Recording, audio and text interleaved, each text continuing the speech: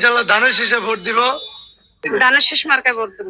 তারেক রহমানকে ভালো লাগে, জিয়াউর রহমানকে ভালো লাগে, এরপরে খালেদা জিয়াকে ভালো লাগে, তাই ধানের শীষে ভোট দেব।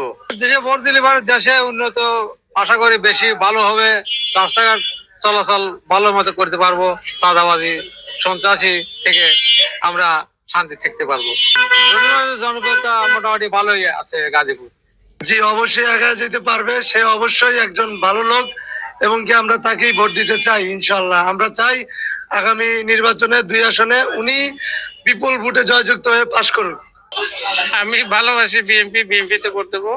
সে অনেক ভালো ব্যক্তি, ভালো লোক এবং তার বাপেও ছিল অনেক ভালো।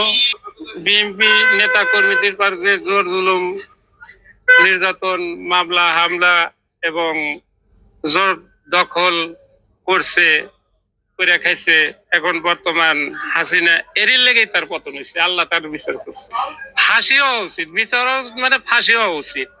আমার ভালো লাগে, আমার সবকিছুতে উন্নতি আছে, কারণ বিএনপি সরকার থাকলে আমাদের দেশে যা কাজকর্ম করে খেতে পারবো, সব দিক দিয়ে সুবিধা। কারণ আমরা তাঁতি এলাকা, কারণ এই সরকার আসছিল যতদিন ততদিন আমরা বাইরে ছিলাম।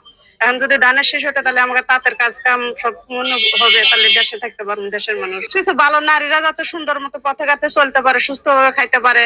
আহাজারিয়া যে হাসিনা যা করছে যাতে না হয় এটি বন্ধ করতে চাই।